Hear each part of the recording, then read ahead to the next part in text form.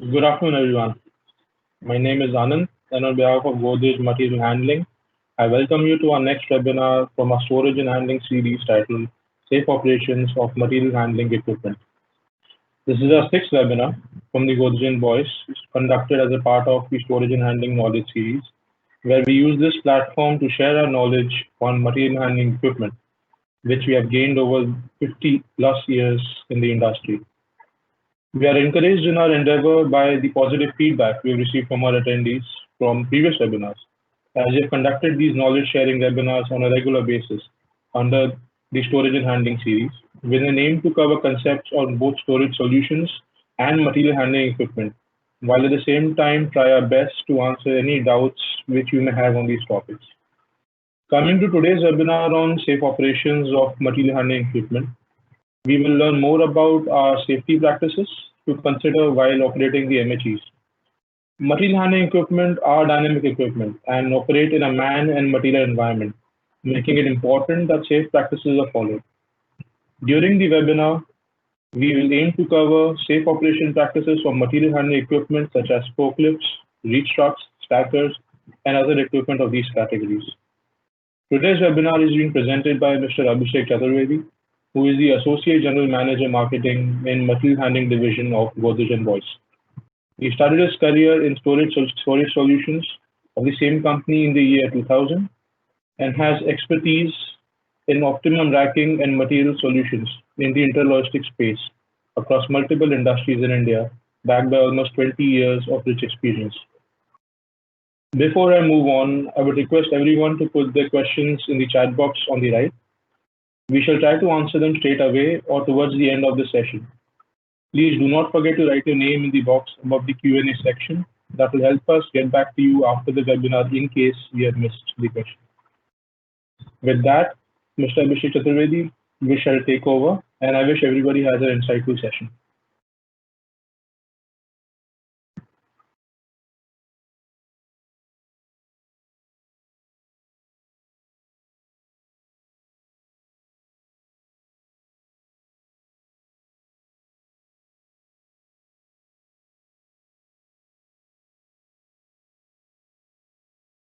So I think you're on mute, Mr. Chaturvedi. Can you just unmute yourself?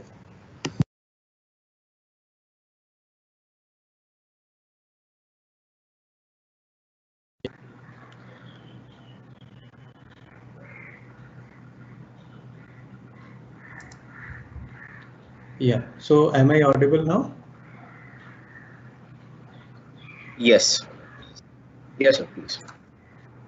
Okay, so sorry for this small technical glitch. So once again, welcome to all the attendees in this sixth webinar under the Storage and Handling Knowledge series.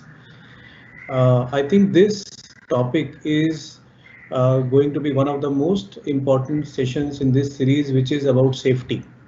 Now, safety, as we know, is something which is very close to all industries, all factories, whether in a personal life or in professional life, is one of the most spoken about and acted upon topics.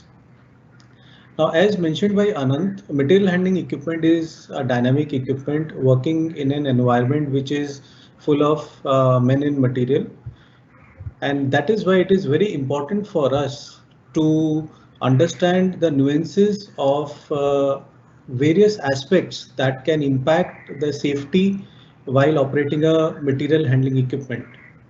Every time when we we have been presenting this knowledge-based series, and we have been talking about various concepts. We always put a disclaimer. We try to say that we are trying to cover very basic concepts, so people who are well versed with this subject may please bear with us. So that sort of disclaimer we have always been giving in our previous webinars. But in this webinar, I'm not going to put any such disclaimer. And the reason being, whether we are an expert or whether we are new to this aspect, safety is something, even if we know it, it is never too late to refresh oneself, never too late to go through those basic concepts again, because it is those simple things which if adhered to can save a lot of lives, a lot of money, and in general, it will encompass the safety of the organization. So with that, I will begin my presentation with a small video to set the context.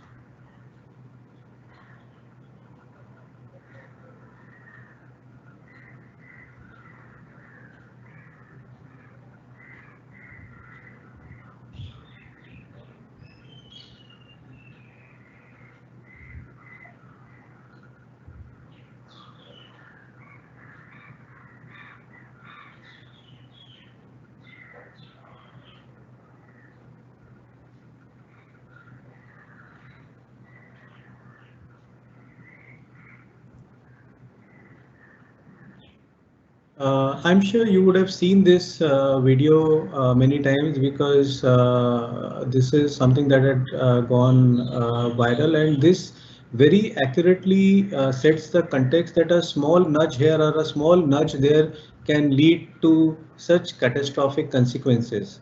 So whenever such event or accident happens, there are certain direct costs, there are many indirect costs which are listed here.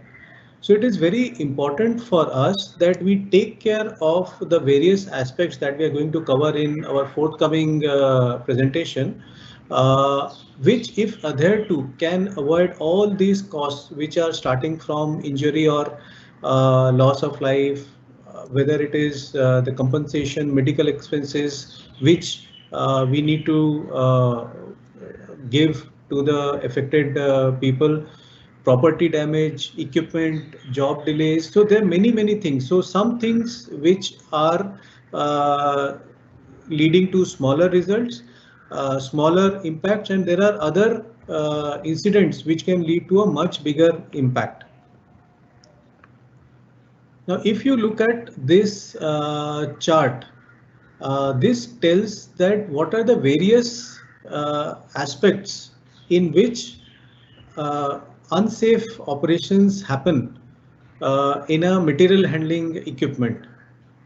So whether it is like toppling equipment is one of the main reasons. So we'll see in a few videos how that toppling happens and how we can avoid that toppling. Pedestrians getting stuck, we will talk about that. Falling load, workmen riding equipment is also a practice that we see off and on. Defective equipment can also be one of the reasons that it has not been maintained, and equipment falling from dock, loading dock also is featuring as one of the reasons leading to accidents, and that may be on account of overspeeding or following some unsafe practices. So there is something called as safety halo. Now this is something that all of us need to be very aware of, which is called the 1, 2, 3 rule, and which sets very clearly that whenever there is an MHE within a radius of 1 meter, 2 meter and 3 meter, what are the MHE operator and pedestrians around the equipment are supposed to do. So as you can see on this slide, when it is less than 1 meter, we can all sort of imagine that the pedestrian is in extreme close vicinity of the equipment, and that's why he has to be prohibited rather from entering zone 1 as depicted in this particular chart on the left hand side of the slide. Okay. For the MHE driver, he has to definitely slow down, remove the hand from control so that there are no accidental controls being pressed. The forks should be in a lower down condition. So basically, you have to be moving in extremely slow speed. Rather, you have to stop whenever there is a pedestrian within a 1 meter radius. Similarly, there are rules for less than 2 meter and less than 3 meter, which are relaxed in terms of the distance between the pedestrian and the MHE. So the important part here is that the more aware the operator and the pedestrian both are, the less are the chances of any untoward incident happening. Now, between the two entities, operator and pedestrian, greater responsibility lies with the operator because he or she is the entity who is having this equipment in his or her control. Okay, whereas pedestrian control may be limited in terms of moving out of way or giving path to the equipment. So this safety halo, the 1, 2, 3 rule should be one of the ground rules that everyone should adhere to whenever we are talking about safety practices in a operating environment. The next segment is going to talk about the various incidents, the concepts related to safety of rider equipment. So this is broadly divided into two parts. The next segments are broadly divided into two parts. So the first part is about rider equipment. The second part is about pedestrian equipment, and both have their own do's and don'ts to ensure that the safety is not compromised. One of the most important aspects is uh, having the load center understanding very clear. Any equipment is designed for a certain load center. For example, conventionally, as per the industry practice, any forklift is designed for carrying a load center of 500 mm. Now, what does that 500 mm mean? 500 mm means that along the forks, if your length of the load is 1000 mm, the middle point of that is 500 mm. Now, that is balanced by the counterweight at the rear.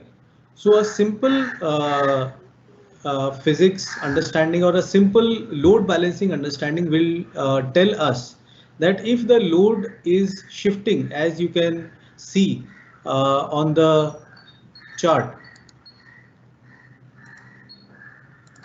as you can see here, if the load is shifting to that extent, your load capacity of this configuration reduces by that amount. So if it is a 5 ton or 5000 units are being lifted at a certain load center, when your load center shifts, your load carrying capacity at this height will reduce.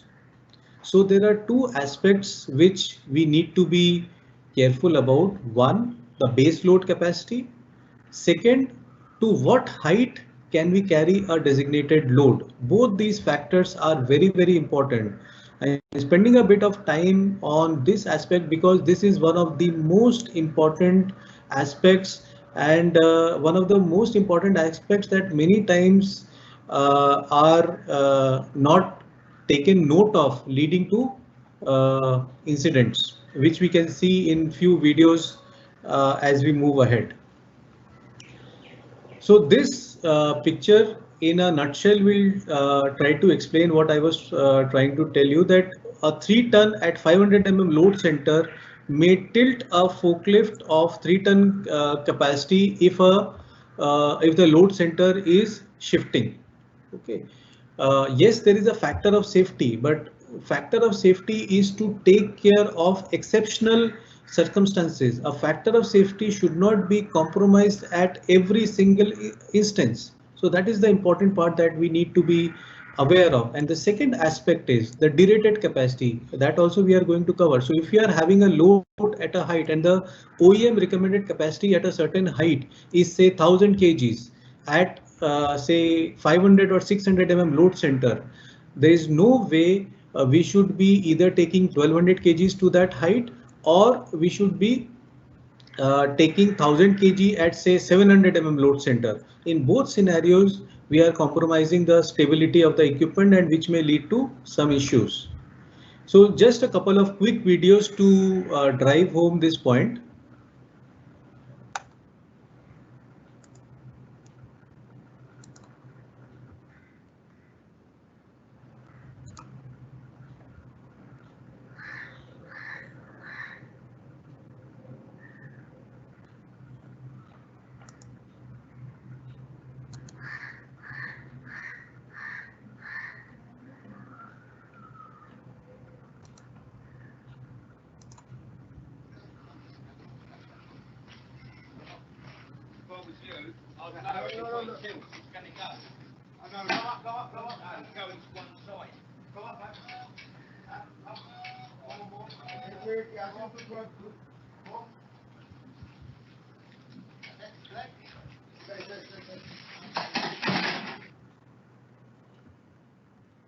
So this is the second video.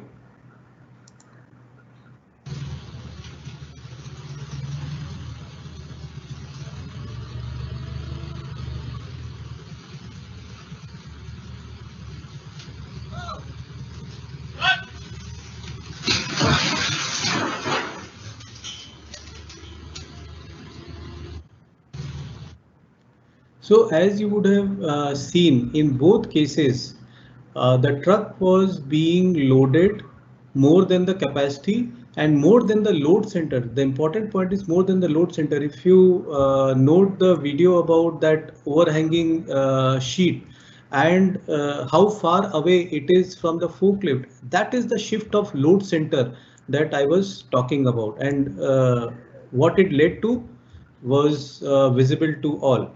So what are the 10 golden rules of forklift operation to avoid such instances? First, never carry passengers. Material handling equipment is not a passenger vehicle, but many times all of us can relate.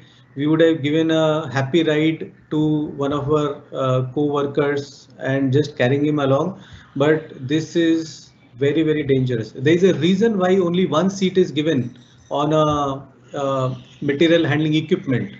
If it would have been a multiple people equipment, OEMs would have provided multiple seats in that. So we should respect the design of a product like forklift to avoid these instances. So just one quick video to explain this. Aside from here, it's only friendly to give your co-workers a lift.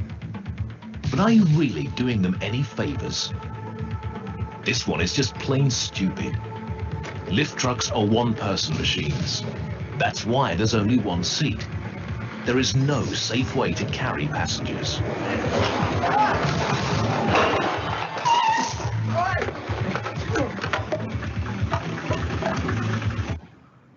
The sight from here. So the video was self-explanatory. So that is the first rule. Second is use safe speeds. We have seen a lot of instances where once an operator is given an equipment and the operator gains confidence over a period of time, they start overspeeding. That is certainly not recommended in an environment like a plant or a warehouse because those are not racing tracks. Because of the inertia, it may lead to the product damage. The product may fall off the truck. It may damage any pedestrian. The product itself can get damaged, and plus it can also damage the operator himself by some accident or by some collision which may happen with the wall or with another MHE. So just one example of what overspeeding can do.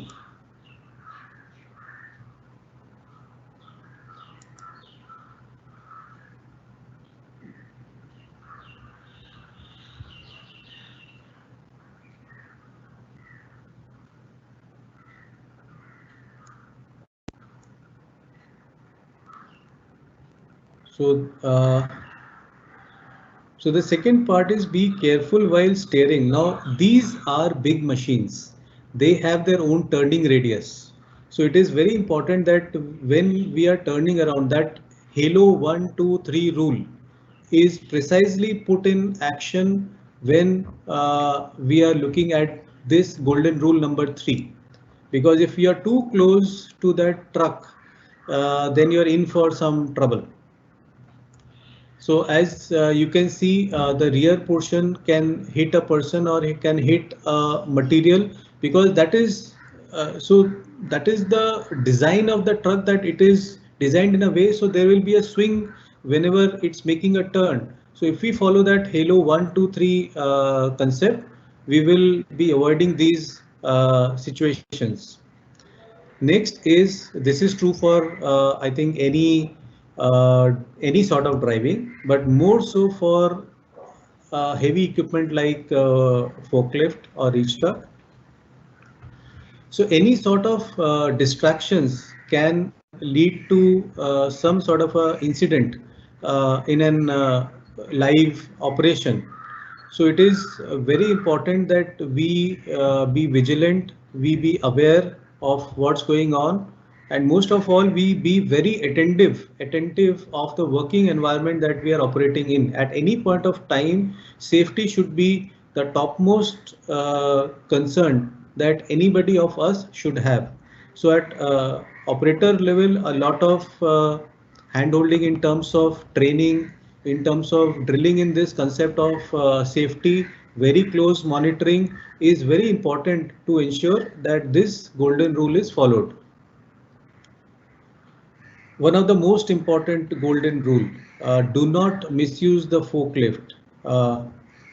Don't try to use the forklift for something that it is not designed for. Now, this is something that we can very well relate to. If we have a heavy machinery like forklift, we try to find innovative ways of making use of it. I mean, for breaking a wall, taking a person up on a cage is a very common practice that we have seen across. But it is not at all recommended, not at all recommended. The forklift is designed to lift loads, not people. So there are products which are designed to carry people up and down for inventory checking or for doing order picking, and they are known as order pickers. They are specific category of equipment which are existing in the industry. So definitely we should never ever use this accessory, a cage mounted on a forklift or a reach truck to take people up and down, because we are compromising safety big way. So all of us know this video, but still, just to drive home the point.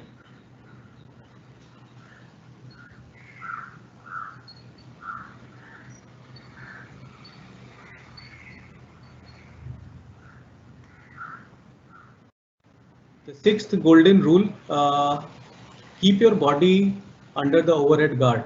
So again, a lot of safety features are built in the truck. It is important that we respect those safety features, and rather than trying to find a way out of that. So overhead guard is designed to carry a certain impact, a certain load. So, and it is for protection. So that's why it is recommended that every part of the body should be under the overhead guard, rather than limbs hanging out or trying to wave to somebody while driving. It should definitely not be allowed or encouraged under any circumstances. So as I mentioned, it is a safety device, and we should definitely avoid people doing what this gentleman is trying to do in the photograph.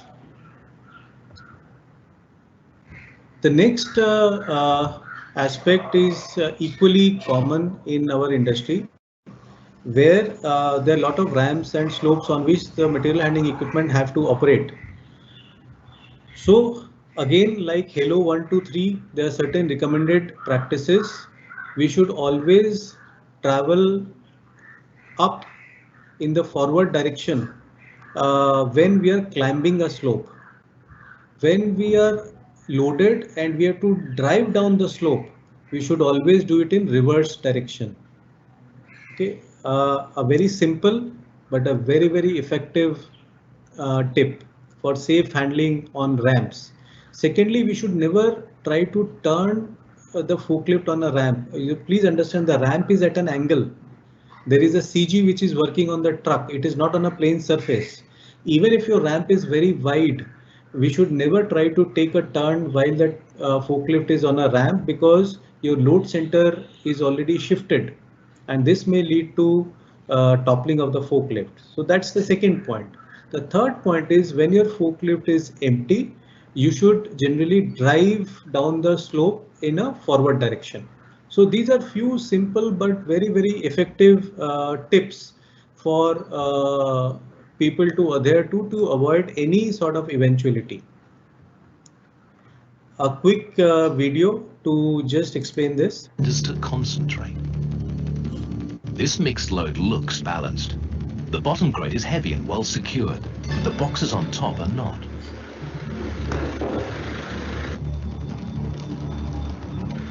Even if it is secured, it's not safe if you travel down a ramp with the loaded forks downhill.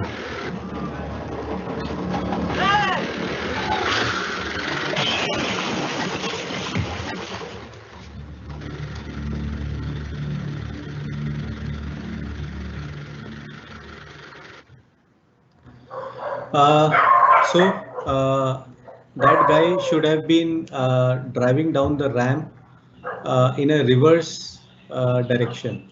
So moving on, the 8th golden rule is don't jump out of a toppling forklift. Okay, now this is very important because whenever we are faced with such eventualities, we should avoid jumping out because the overhead guard and the overall design of the forklift is such that it will protect the operator. But if the operator tries to jump out, there is high chance of the operator getting crushed between the forklift and the ground. So few things to avoid this will be avoid driving too fast around a corner, driving off the edge of a platform, ramp or road, and driving forklift on very rough or uneven grounds. As I explained, turning on an incline or slope and driving with a raised load. We are going to talk about this part in a bit of time. That is also an important part. So whenever there is a tip over which is happening, there are few pointers which are given which are very important.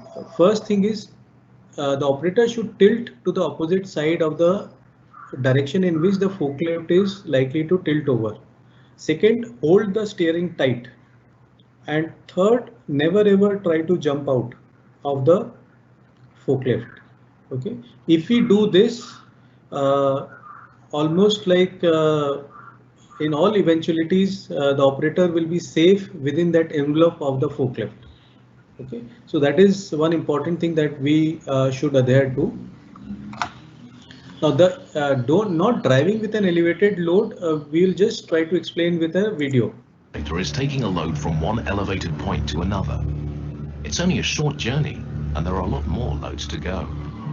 Why bother lowering the forks? It's quicker this way.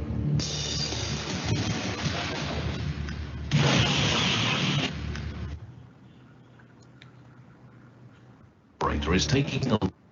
So the concept that I was talking about in the load center part, when I was explaining about a certain load capacity is there when the equipment forks are in a raised condition. Now that dynamics come into play when we are moving the forklift over long distance with load in a raised condition. So the right practice is lower the load and then carry on with the travel part.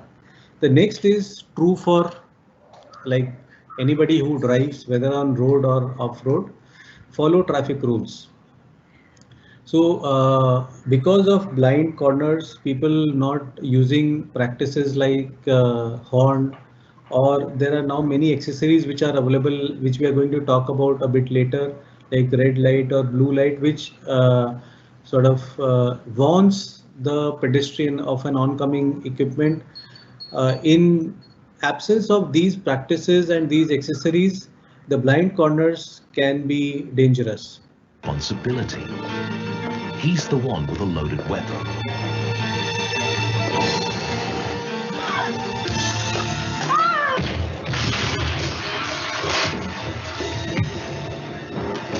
Blind corners are always danger spots. So the second video is about again driving in racks.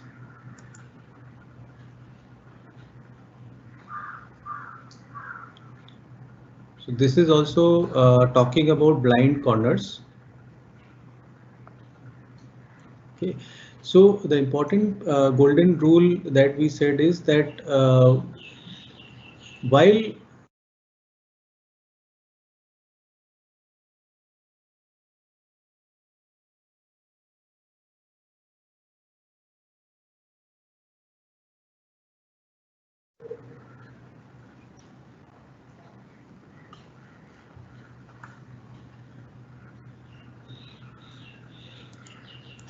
so I move on. The last golden rule is have a very clear view of the route.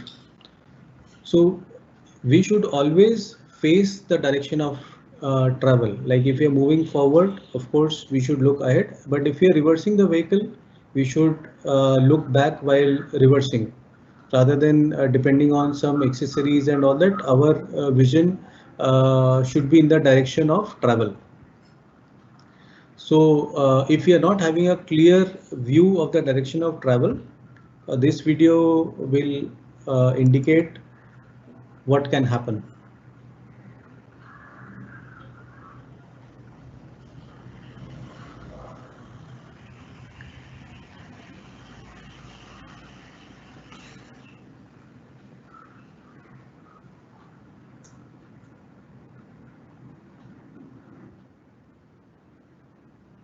So there are many safety features that are available. We can travel in a reverse direction in case the front visibility is compromised. We can have a spotter, a guy outside the forklift to guide the operator on the forklift while if he's negotiating a blind corner, or if a distance is short for this high height load to be carried ahead. The basic point here is that we need to be vigilant, we need to be careful.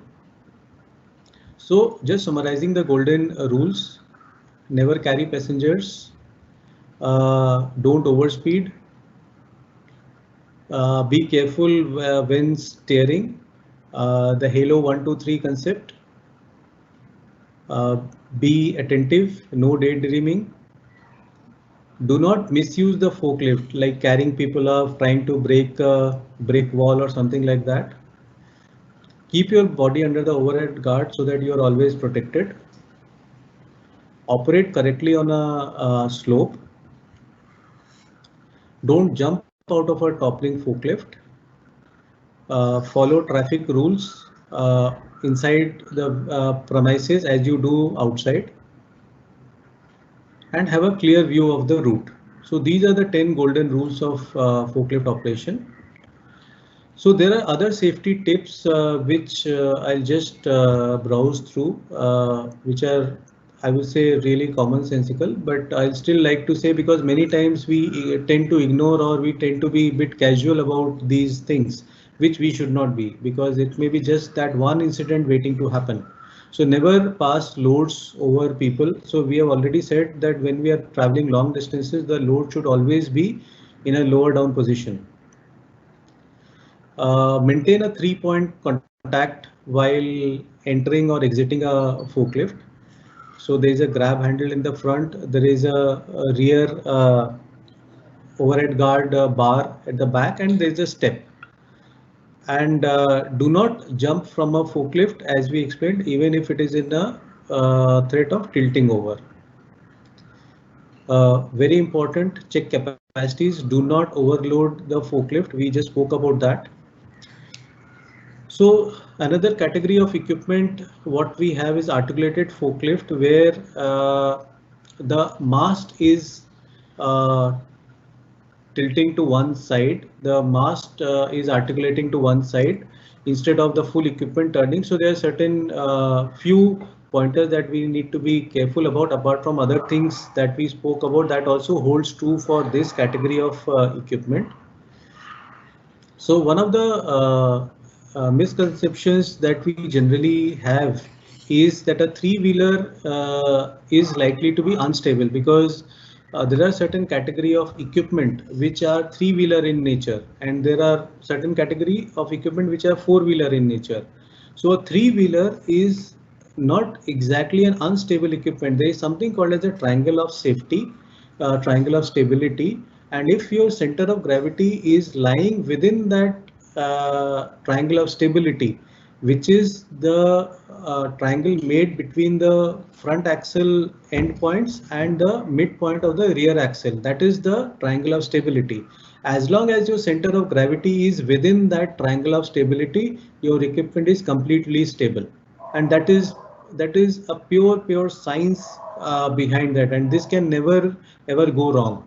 So this conception about a three-wheeler being unstable or being unsafe as compared to a four-wheeler is something that we should not be too much worried about. If our application demands a three-wheeler truck, we should not just go for a four-wheeler because we have a perception that a four-wheeler is supposedly more stable.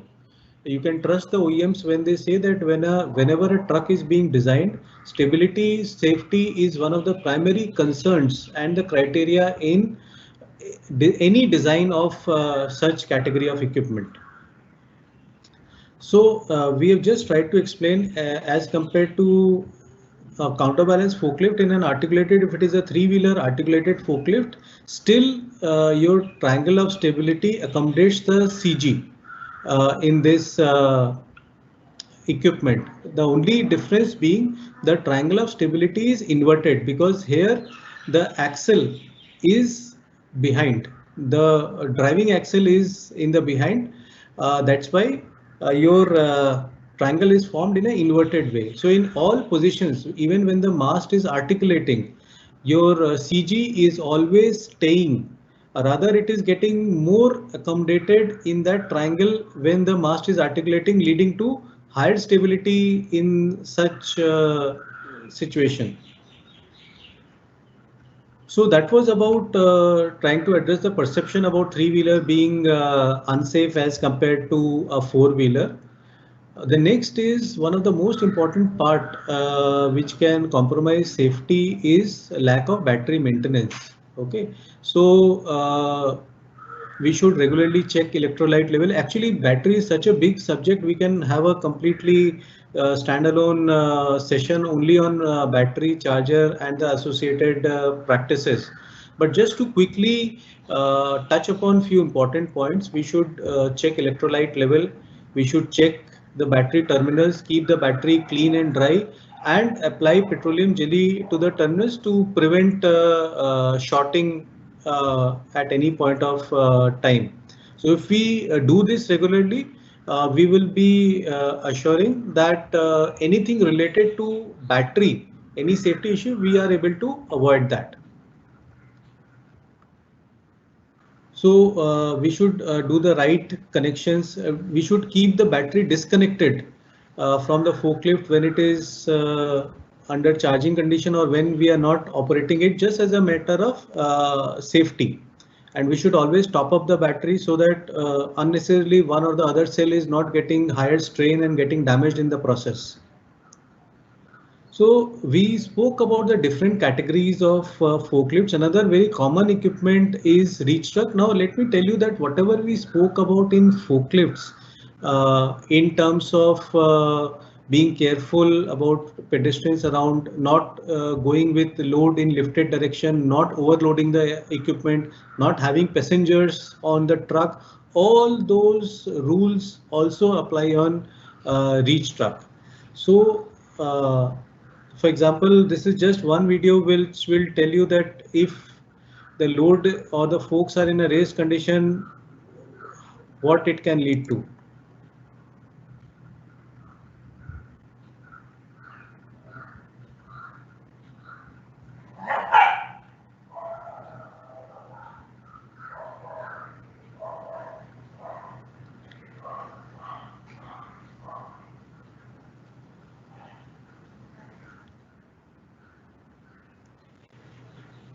So we should always be attentive to the overhead objects.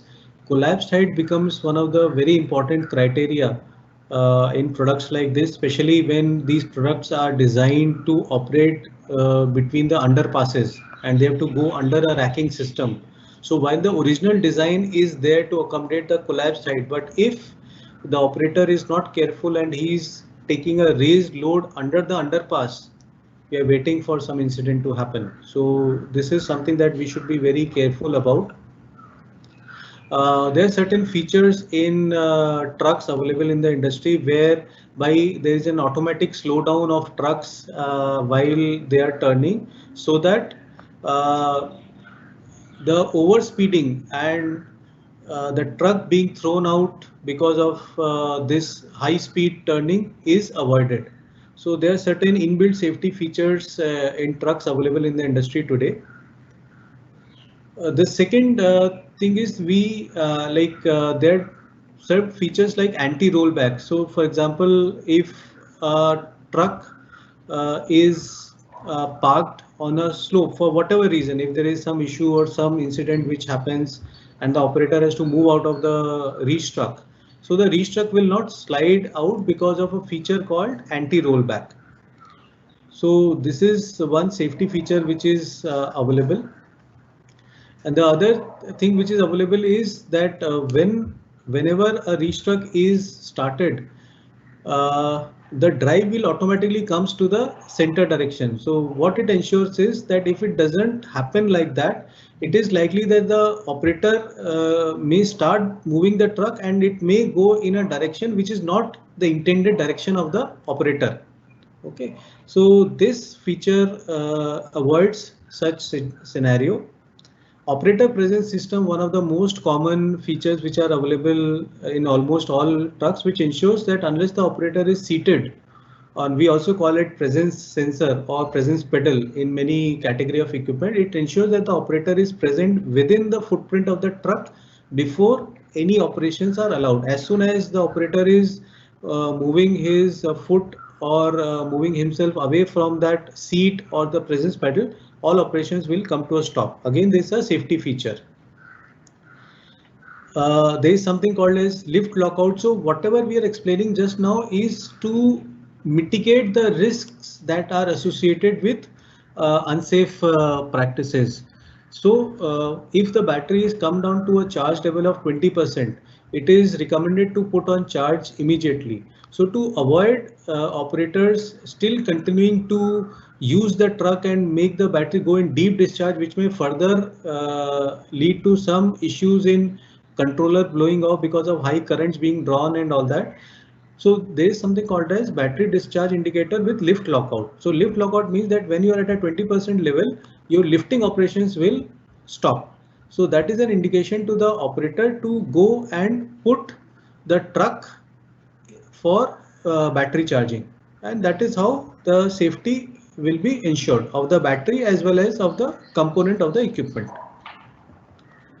So it is important that we identify the hazardous conditions. Like if we do an audit of the workplace, we should identify the conditions which are listed here, which may be related to people, or and then we should address each of these points as and when we come across such conditions.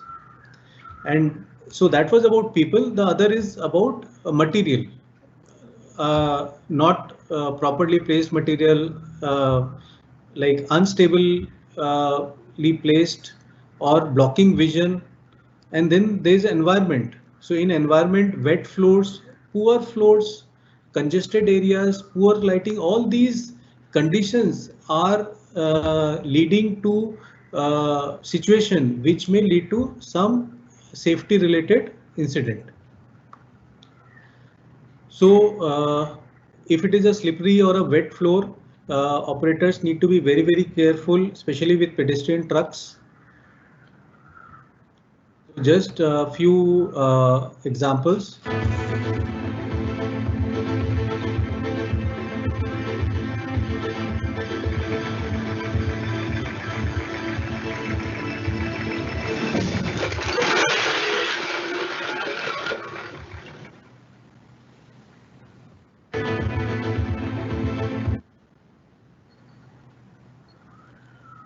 So that was the first video.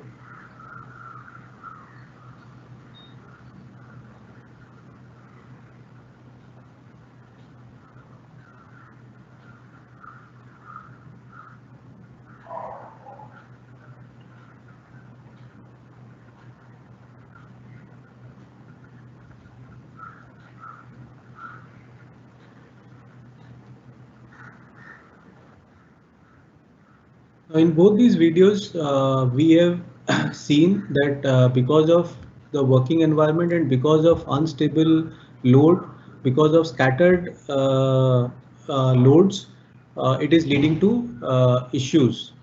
So again, very common operations that we do is using dock levelers while placing loads on trucks.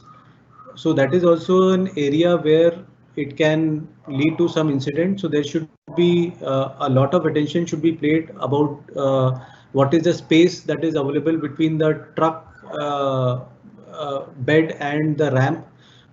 Is the dock leveler put in place? Is the dock leveler engaged? So all these small practices and small nuances ensure that we are staying away from any unsafe incident. Parking the MHE. Now this is very another very important aspect, that folks are fully lowered, controls are in neutral, power is shut off, and it is not parked on an incline. So many times it so happens is that if the ramp hold is not working, or the emergency brakes are not, the parking brakes are not on, it may drive down and cause an issue. Always we should park in designated areas rather than they standing cluttered around, which may create an issue that we saw in one of the videos. And definitely we should not park this equipment in front of emergency exits and fire extinguishers, etc. In this video, just look at the operator, how he is parking the equipment.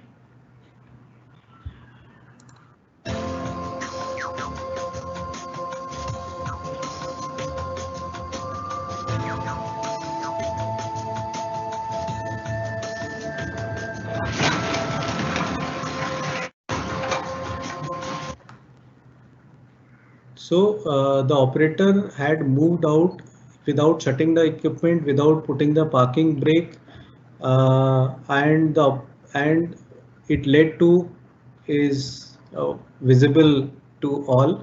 So basically, parking the right way is another practice that we need to follow. So then many safety features, many of which we have already spoken about. Operator presence system is there, automatic speed reduction at turns we have spoken about, anti-rollback we have spoken about. So overheat sensors are present so that it avoids any issue that may happen to the componentry of the equipment, or maybe big safety hazard for the equipment and the operator himself. And other than that, there's something, these are the regular features provided by the OEMs, neutral switch, so that the equipment is not in motion when some operations are happening. Flow regulating valve, so lowering speeds can be controlled. Hose burst valve, so in case a hose failure happens, so the load will not come crashing down. The hose burst valve will ensure that it slowly comes down. Relief valve, in case we are overloading the truck beyond a certain specified limit, a relief valve will ensure that the extra oil passes through the cylinders to the tank and the load is not lifted. Mast tilt is there, so that a slight tilt of the mast will ensure that the load doesn't tip over while due to inertia while in motion. Overhead guard we spoke about, and load back rest is a metallic structure on the carriage to ensure that the loads are well protected when equipment is in motion. So that section was on rider equipment. The next section is on pedestrian equipment. Now, pedestrian equipment, when we talk about, we are generally talking about powered pallet trucks and stackers. Now, these are products which are used in big numbers in warehouses, in plants. But many times we have seen they not being used in a very safe way. Like we have seen operators sitting on the battery hood of a powered pallet truck while driving, We have seen operators standing on the forks and driving the powered pallet truck like a scooter.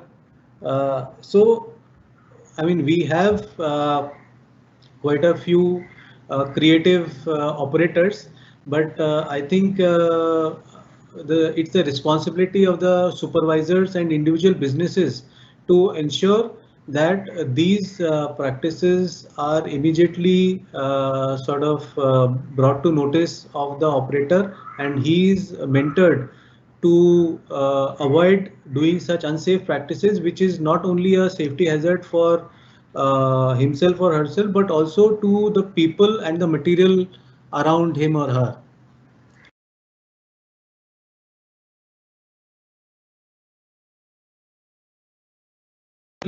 That to avoid the heel of the operator getting crushed between the equipment and the floor, the recommended walking path is given, and the design of the truck is such there is a long handle to facilitate that. If there is a platform which is given with a bent handle, it is recommended that the operator is on the platform when traveling long distances, and only in tight spaces when the platform has to be disengaged, he should use the handle while being as away as possible from the skirt of the equipment. So these are few safety practices that we need to have. Again, be aware of where we are going. Like, is there an obstruction in the back? We should not keep going back. We should keep the speeds in control. Where your hand is kept, where there is an obstruction. Basically, we need to be vigilant when we are driving a pedestrian equipment. There are quite a few safety features which are present in these pedestrian equipment to avoid such situation. For example, there's a 5-point configuration in stackers, which ensures that if they are going through some rough surfaces, due to the spring tension, the drive unit is protected and the operator doesn't feel the jerk while operating. Apart from that, as I mentioned, there is a battery discharge indicator which ensures that the battery is protected from deep discharge and damage. Then this is one of the most important features of a stacker. So there is a braking zone, there is a travel zone, and again there is a braking zone. So whenever the operator is in the threat of getting stuck between an obstruction and the equipment, all that he or she has to do is just drop the handle, just leave the handle, and the handle will go in vertical direction and the equipment will come in a dead stop. The other way to do it is just bring it completely horizontal. In that condition also, it will come to a dead stop. So these are the features which are inbuilt into this. Apart from this, there is also an emergency disconnect button which is present. And these features which we spoke about in the rider equipment section are also available on the pedestrian equipment. So these are the various features and the visual checks that we need to do of these aggregates for us to ensure that we are driving a safe equipment. So the next segment that we are talking about is the various safety exercises. So we saw many instances where safety can be compromised. So how we can avoid this with some safety accessories. So one of the things that we saw in our presentation was blind areas and a pedestrian not being aware of the truck coming and the operator not able to see because his vision is blocked. In that case, having a blue light mounted on a truck can show the pedestrian and warn the pedestrian that there is an MHE coming on the way and he can be careful while crossing that aisle, or he can come to a stop and allow the forklift to pass first. Next is red halo light, and now this is that halo 1, 2, 3 concept that we spoke about. So whenever the truck is moving, there is a red halo which is created on the side of the truck, and no operator is, or sorry, no pedestrian is supposed to enter this zone. at any point of time. So this is a visual representation of that Halo 1 zone. Okay, so this is another interesting safety feature. The other is reverse sensor. It is a well-known accessory even in automobiles, and the purpose is well known to everybody. It is just to give an indication that the truck is reversing and the pedestrian should be careful. Okay, and this also the level of sound also goes higher as the truck comes nearer to the obstruction point. Of course, then there are camera systems to aid in visibility at heights so that the operator can confidently pick and keep loads. So this is an impact detector. I'll just run a visual of this.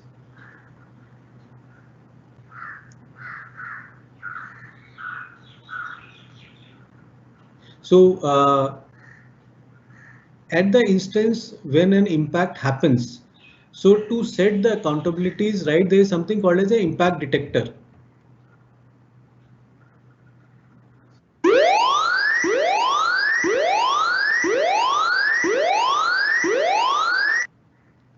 So as soon as an impact happens, there will be an alarm that will be sounded, and it will be alerting the management that an impact has happened.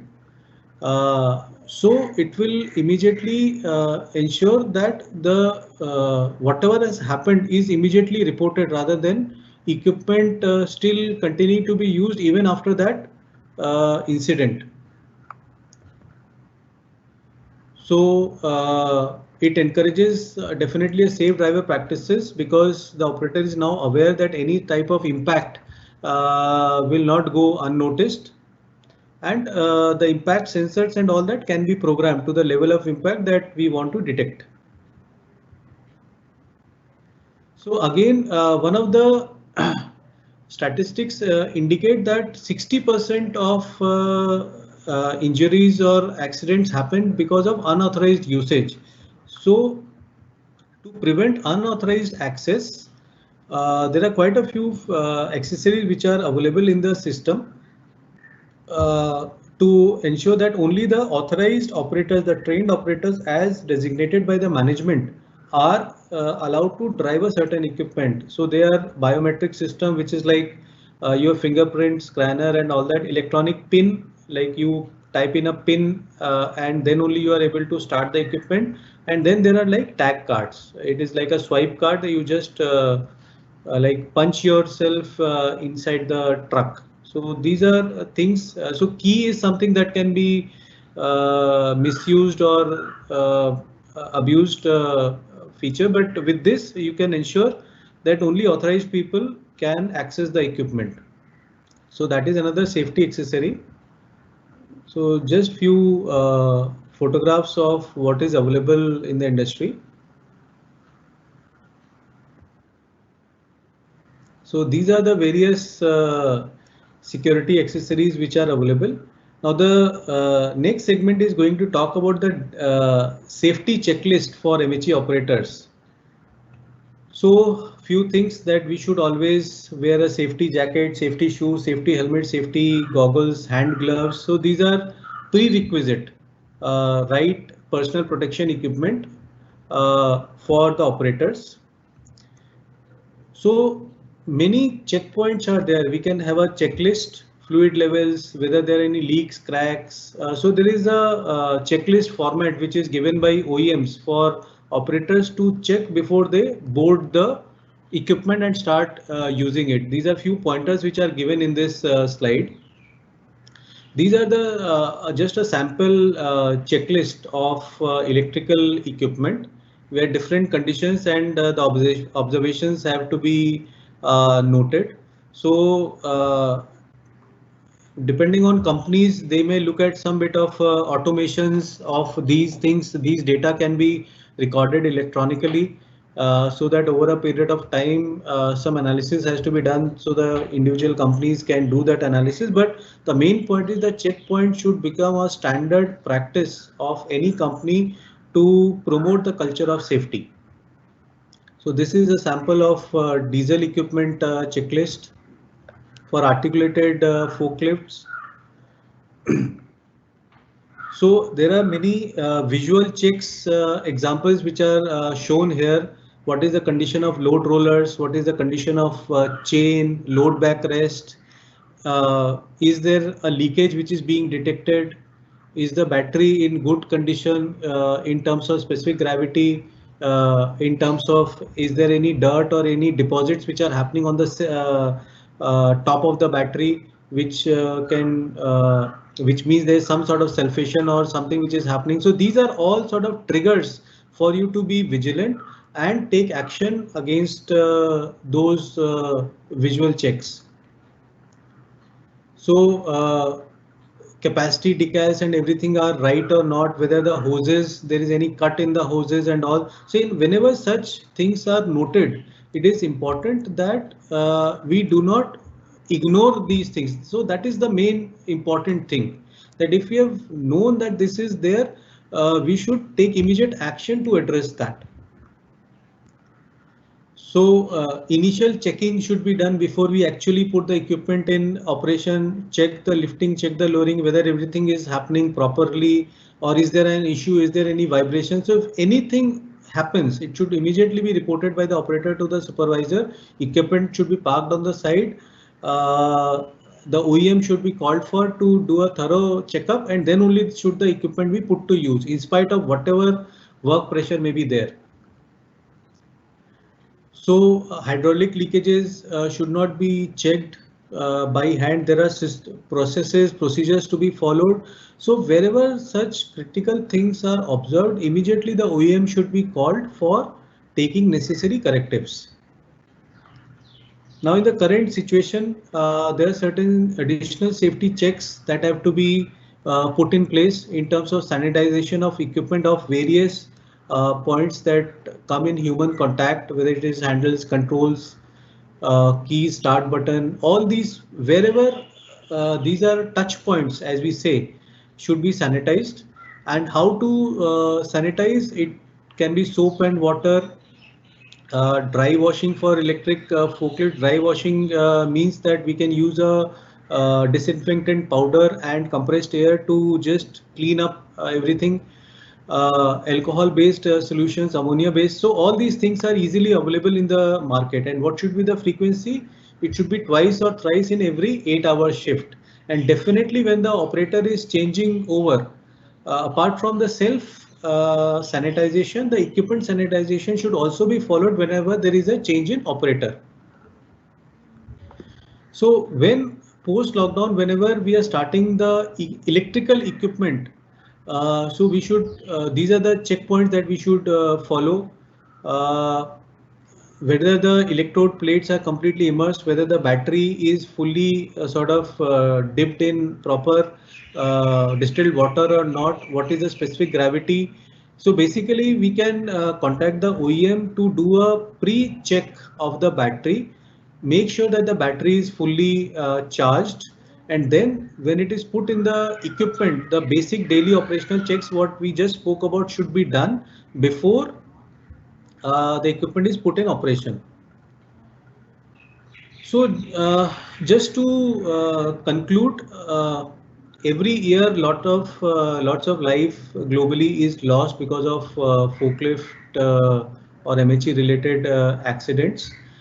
So training of forklift operators or MHE operators is very important, and to that extent even the safety accessories that we spoke about, they are also something that people should install in their equipment to ensure as much foolproofing as possible. And as per OSHA's powered industrial truck standard, also it stipulates that the employer shall ensure that each powered industrial truck operator is competent to operate a powered industrial truck safely, as demonstrated by the successful completion of the training and evaluation. So this is a OSHA's guideline, so which has to be implemented in every work environment. So with that, I come to the end End of my presentation on safe operations of material handling equipment, and I'm open for any questions that we have in the next 15-20 minutes that we have in this segment. Thank you, sir, for the really insightful session. So we'll start with the Q&As now. We have a couple of them which the attendees have asked along the course of the webinar. So, Yeah. so the first question being, could you please explain again the concept of a load center? Okay. So let me just try to explain it in the way the dimension of load is defined.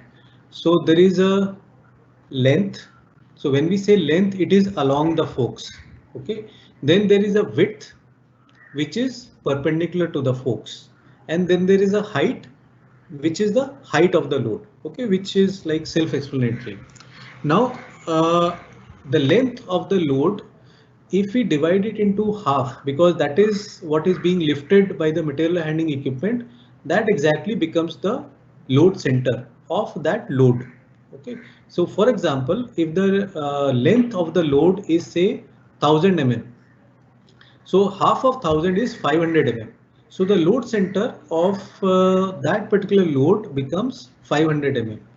Now, as I was explaining, so this is the concept of load center, but it is also important to understand it with respect to how a material handling equipment is designed. So when on a design platform, when we say this is a 3-ton electric forklift, for example, and 3-ton is at 500 mm load center, that means it has been designed and tested to carry a load of 3-ton at base level. That is the important part, at base level at for a 1000 mm long pallet. Now, if the customer is having a load of say 1200 mm, okay, so the load center will become half of 1200, 600 mm. Now this is a 600 mm load center which is being put on a truck which is designed for carrying 3-ton at 500 mm load center. So that means if it is becoming a 600 mm load center, the capacity of the same truck will become 2.8 or 2.7 ton based on whatever calculations are coming. So a 3-ton forklift at 500 mm load center will become a 2.8 or a 2.7 ton forklift at 600 mm load center. And this load center will also have the same impact at heights. So if at a height of 3 meter, the 3-ton forklift at 500 mm load center is giving say 2.5 tons. Example, I'm just giving an example, say 2.5 ton. The same forklift at 600 mm load center at a height of 3 meter, instead of 2.5 ton, it may be giving only 2.2 ton or 2.1 ton. So that is the relevance and importance of load center. I hope I was able to explain that concept. Thank you, sir. So there's another follow-up question, but before I ask that, to all the attendees, I'm sharing the link to our feedback form. Please take some time and give us your valuable feedback so we can do more of these sessions, and we can always improve on wherever the relevant areas are. I second, I completely second Anant on that. Your feedback will be very, very important for us. So just take maybe a minute of your valuable time just to fill the feedback form, the link of which will be given in the chat window of this session. So yes, Anant, you can go on with your question. Yes, sir. So a follow-up to the load center question. Could you please explain the effect on the load center when using an attachment like a paper roll clamp or a bail clamp? Yeah, so a very good question. So apart from load center, there is also a concept of lost load center. Okay, now what does that mean? A lost load center means that because you have put an attachment like a paper roll clamp or a bail clamp on that, your load center is shifting by that amount, which is the width of that attachment, the width which is mounted on that carriage. Now, when a original forklift is designed, the load center is calculated from a certain carriage point, the midpoint of the carriage or the heel of the forks. Now, if you can imagine, if you are putting in a bale clamp, okay, now that bale clamp is being mounted at the same position from a carriage, but the point at which the load is going to be lifted has moved away relatively to the original design. That is where the load center is shifting. So the same truck, so there is a calculation which happens for every such application. So what I think what the users need to actually do is to explain the application in absolute clarity to the OEM, that this is the paper roll that we need to handle. This is the height to which we want to go, and the OEM will be able to define not only the attachment but also the corresponding forklift or the reach truck or any other equipment for that matter, which will be complementing that attachment to address that application. So there is an optimal mix of the attachment capacity as well as the equipment capacity and the loss load center being taken care of to handle such applications. Understood, sir. So the next question is to do with man-up machines.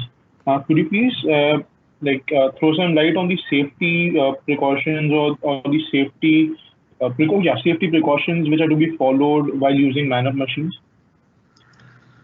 Yeah, so it's a very good question, because the first thing that I spoke about in this session was that we should definitely avoid taking a man up on a machine which is not designed for taking a man up. Okay, for example, using a cage or allowing people to stand on the forks and going up to do any activity. So that is not something that we should ever allow. Now then, for such applications, we go for a truly man up machine, which has been designed for taking a man up. Now, when we choose that machine for that application, the design itself encompasses all the safety features. For example, I will speak about something called as intelligent braking system. Okay, what it does is that as you go higher, the intensity of brake reduces and your speed also reduces. So what does it do? First, you will never be able to drive at the topmost speed while you are at heights. You will be literally driving at say 2.5 kilometers per hour if you are at a speed of 9.5 kilometers. That is one. Second, even at that speed, your braking intensity will be very low, so that even if you are braking with speed at that height, the vibrations are minimum, because there is a mass which is going up, which is having a carriage, and it should not vibrate too much, leading to the operator feeling uncomfortable or unsafe. Okay, so those features are built in, and the other points, there are many points. For example, the presence pedal. So there are features such as, unless your hands are at the right positions, unless your both legs are in the right position, the truck will not operate. So that means even if the operator removes one hand or one leg, the equipment will come to a stop. So that ensures that the operator is always within the constraint, within the confines of the compartment. Okay. Other thing is whenever people are getting for order picking, there is some additional safety that operators can always do. Have a belt and a safety lanyard. That lanyard is latched onto the overhead guard. So those are the additional safety things that can be done for the operator to be safe, especially when doing order picking. Otherwise, there are many safety features to take care of the operator's safety.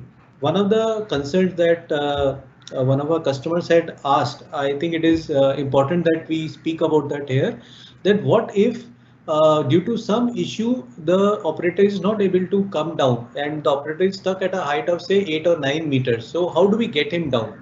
So there is something called as an egress system in products like man-up machines, where you just release the valve and slowly the platform will come down and the operator can be released. So those sort of safety features are built in to ensure the safety of operator in man-up machines.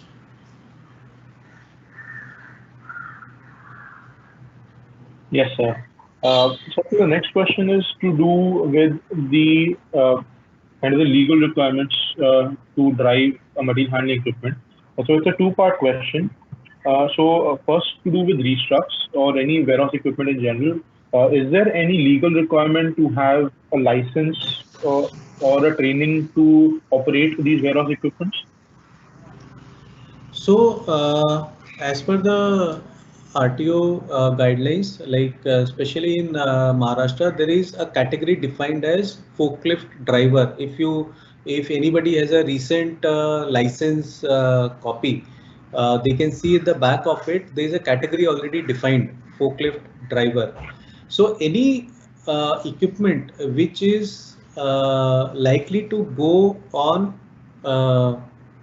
on outside premises like a forklift or which are having RTO registrations also, the operators are under the same rules like an automobile, and they are like they should be having a operator license, at least HMV license they should be having. There are no stipulations for products like pedestrian equipment like stackers and BOPTs, and neither for reach trucks. For forklifts, yes, there if the forklift is going outside the premises, the operator should have operating license as per the statutory guidelines. But it is always recommended. Now, one is legality, other is recommendation. The recommendation is always there that any operator selected for even driving a reach truck, even though this is within the premises, within the warehouse, within the plant equipment, or for forklifts within the premises, they must be having license as one of the important qualifying criteria. I mean, that is what we as an OEM would recommend. Yes, sir.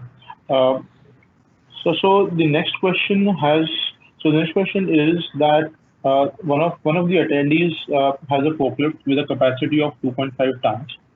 So what they're asking is that if now when handling the load at the height of around 4.5 meters, that is 15 feet, so what would be the duration like, or how would it be? How would they know what should be the load which can be handled at that particular height?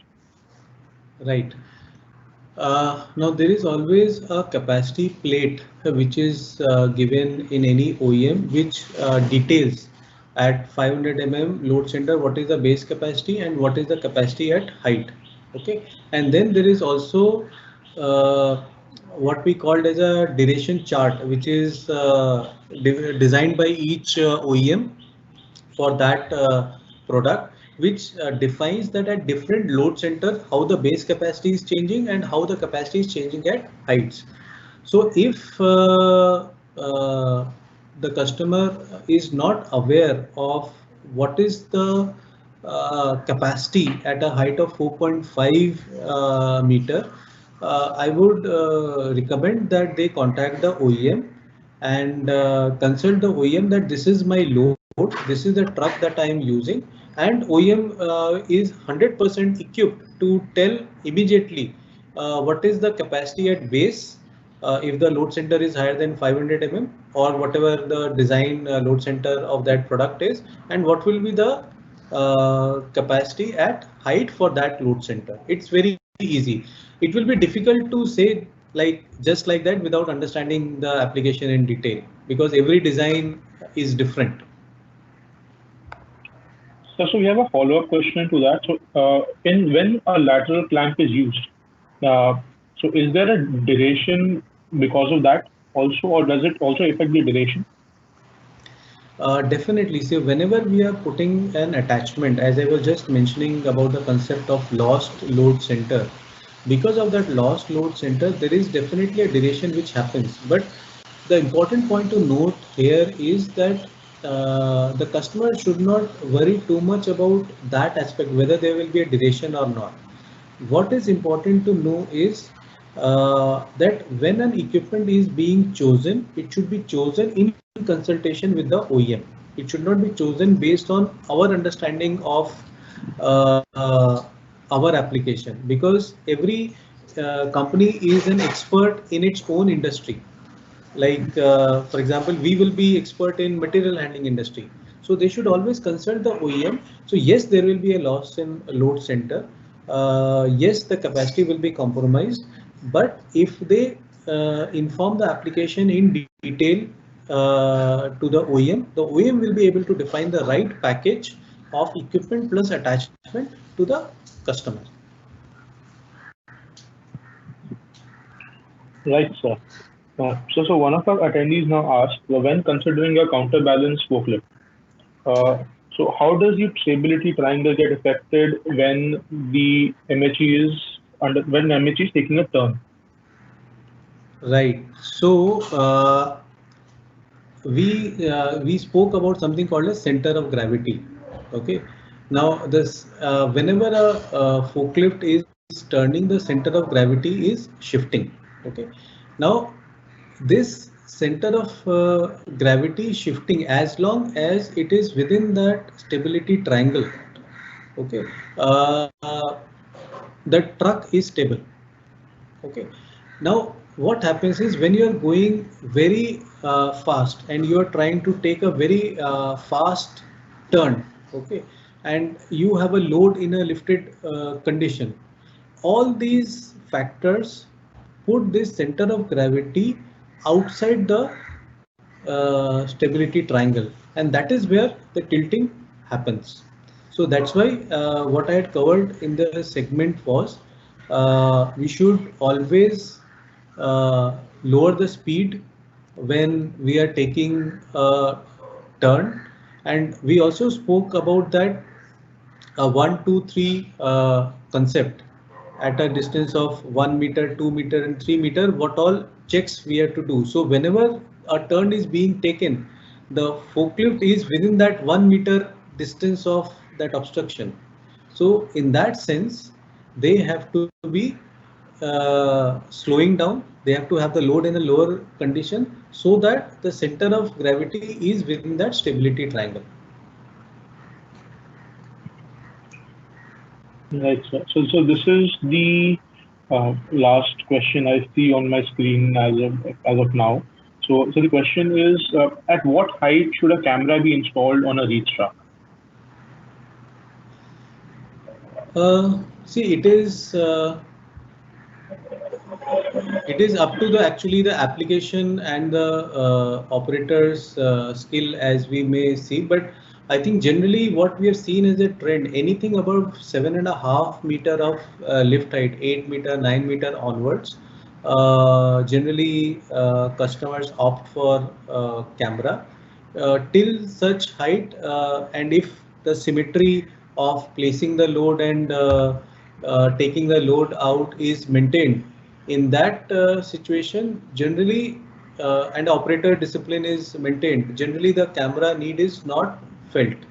But anything, yes, above 7.5, 8 meters, generally people go in for camera for ease of operation.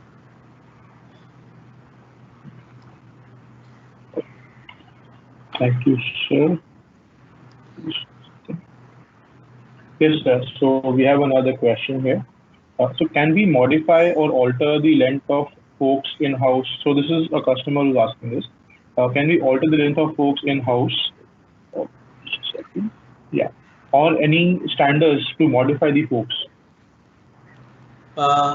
Not recommended, because when we say we want to modify the forks, certainly something is changing, in the sense either the application is changing from what the forklift was originally procured for, or like we are facing certain issues due to which we are trying to devise a solution. So any change in design of any of the equipment parts is certainly not at all recommended without the guidance and involvement of OEM. So if anybody has to change the fork length, install an attachment, or do some modification, install a safety feature, anything and everything should be done in consultation with OEM only to ensure safety. Noted, sir. Okay. So we do not have any more questions here, but we still have a few minutes left. So shall we wait for around another 15 to 20 seconds just to see if there are any more questions are coming in before we call it a close? Sure, I'm okay with that. So in the meantime, I would once again request all the participants to please fill in the feedback form, which will help us to further improve our content. And you can also come up with suggestions in case you want us to do some session on any particular topic related to material handling or storage.